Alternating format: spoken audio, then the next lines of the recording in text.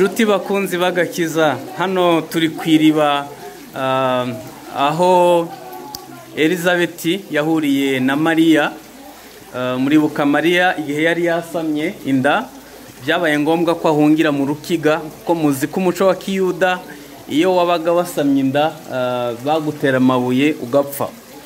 Yaje kuza mu rukiga kwa Elizabeth, hanyuma Elizabeth yari atwite inda y'amezi 6. Mariya nawe yari atwite inda nto, yabibwiwe na Gaburiyeli, bose bari barabibwiwe na Gaburiyeli. Mwibuke ko Yesu ari mubyara wa Yohana barutanywa amezi 6. Iri riba niryo Mariya yahuriyeho na Elizabeth, barahoberana, atangira guhanura, aravuga ngo narinde gusugwa na nyina w'umwami Imana.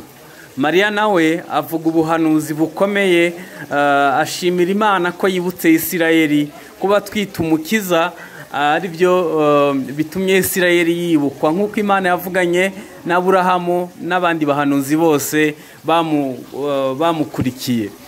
Hano dukwiye kwiga ko icyo Imana ivuze kirasohora. Hari abantu benshi badukurikira mu gakiza baratinze kubona urubyaro. Imana yahaye urubyaro Elizabeth, ntabwo yabura kuguha urubyaro nawe. Imana izakugirira neza, ukwiye kwizera. Ikindi dukwiye kwigiramo nuko abantu benshi bari bategereje ihumure rya Isirayeli kuzabona Mesiya avutse. Dutegereje ibyiringiro by'umugisha kuzabona Kristo agarutse ku bicu. Dukwiye kwizera ko tuzabona ibyiringiro, igisubizo gikubye byose, kuzabona Yesu ahagaze ku bicu aje gutwara itorero. Hano niho bita mu rukiga, niho iwabo wa Zakariya na Elizabeth, barabakiranutsi bitonda. Zakariya ari umutambyi, yakoraga mu rusengero agataha hano.